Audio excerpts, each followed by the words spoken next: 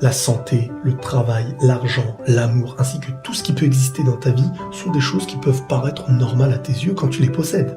Mais une fois que tu ne les possèdes plus, aïe, c'est là que tu te rends compte de la valeur des choses, de la valeur des tiens, de ceux qui sont toujours à tes côtés, de tes biens, comme avoir un toit et manger à sa faim. Des choses basiques pour toi, ça en est même devenu un acquis. Tu ne t'imagines même pas pouvoir les perdre. Et un jour, boum, tu perds la personne que tu aimais par exemple. Et là ta vie prend un tout autre tournant. Mentalement tu sais plus où aller, t'as tout perdu. Et tu rentres dans un état d'esprit temporaire certes, mais insoutenable. Ce qui te fait mal et souffrir. Mais je vais te dire une chose, il existe des personnes pour qui cet état de souffrance que tu vis actuellement est un objectif de vie. Ces personnes qui aimeraient vivre nos souffrances temporaires que nous vivons. Je parle sérieusement. Dans notre monde il existe des hommes et des femmes qui voient leurs enfants partir le matin à l'école sans pour autant savoir s'ils vont mourir dans des bombardements qu'il y a actuellement dans leur pays.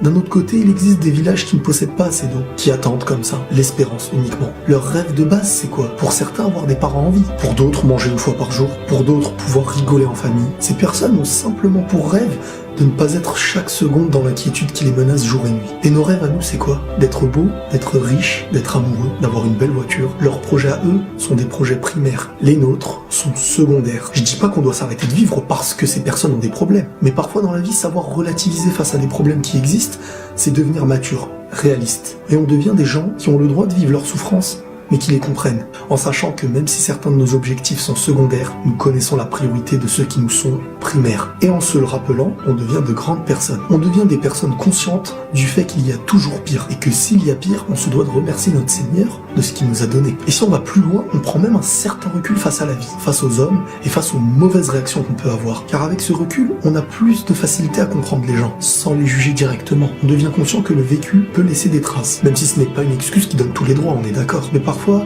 c'est à travers ce que l'on voit chez les autres que l'on comprend beaucoup de choses sur nous-mêmes. Soyons aussi conscients de la souffrance. Elle existe partout, elle n'a pas de continent. Et ce n'est pas parce qu'il existe une majorité de souffrance là-bas que la minorité de là-bas doit être oubliée. Quoi qu'il en soit, aidez ceux que vous pouvez, que ce soit par des moyens financiers ou des moyens physiques, et même par un sourire. Car apaiser le cœur d'un homme ou d'une femme, c'est énorme. Comme le dit si bien cette phrase, un homme de moins qui souffre et la terre est meilleure. Ne sous-estimez jamais la plus petite chose de votre être. Et ne regardez pas ceux qui ont plus que vous. Car à travers un aspect extérieur, on ne peut pas savoir ce qui se passe à l'intérieur. Vous ne connaîtrez jamais le mal-être d'une personne à travers un aspect extérieur tel que le physique, la célébrité ou l'argent. Soyez juste convaincus que vous possédez beaucoup plus qu'une majorité dans le monde et qu'avec ce privilège, nous nous devons de nous satisfaire de ce que Dieu nous a donné. Et prenez soin de vous.